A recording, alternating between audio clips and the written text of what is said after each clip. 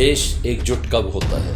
देश एकजुट तब होता है जब गरीबों के मुंह का निवाला छीना जाता है। देश एकजुट तब होता है जब एक धर्म के लोग अन्य धर्म के लोगों को कुचलने की कोशिश करते हैं। देश एकजुट तब होता है जब आम जनता और अन्नदाता अपने अपने हक के लिए सड़कों पर उतर आते हैं। देश एकजुट तब होता है जब अमीर को अमीर और गरीब को और गरीब बनाने की साजिशें रची जाती हैं और गरीब को दबाया जाता है। देश एकजुट तब होता है जब देश की बेटी की आबरू को लूटकर उसे सरेआम जिंदा जला दिया जाता है। देश एकजुट तब होता है जब न्याय की आड़ में अन्याय का पलड़ा भारी होता है। देश एकजुट तब होता है जब देश का राजा अपनी ही प्रजा पर जुल्म करके भी न्याय की दुहाई देता है। देश एकजुट तब होता है जब देश की माननीय संसद में आपराधिक छवि वाले नेताओं की भरमार होती है। देश एकजुट तब होता है जब सुविधाओं के नाम पर आम जनता की जेबों पर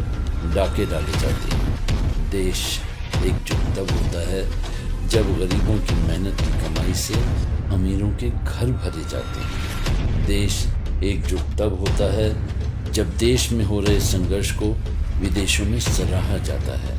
देश एकजुट तब होता है जब किसी संघर्ष को राजनीतिक रूप देकर आतंकवाद से जोड़ा जाता है। इसका निष्कर्ष यही है कि देश तभी प्रगति की राह पर आगे बढ़ सकता है जब उनका राजा अपने देश की जनता की भावनाओं की कद्र करे और ऐसे नियम और कानून बनाए जाएं जिससे कि हर देशवासी अपने प्रफुल्लित मन से अपने देश पर गौरव महसूस कर सके।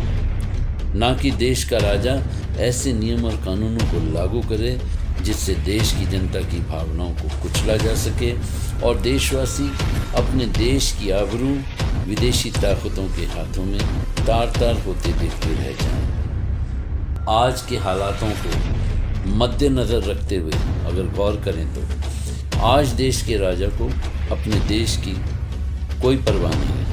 आज देश का राजा तो सिर्फ अपने अहंकार में ही लोगों के संघर्ष को दबाने में जुटा हुआ है। क्या ऐसा राजा देश को सही तरीके से चलाकर एकजुट कर सकता है? इसका दोषी कौन है?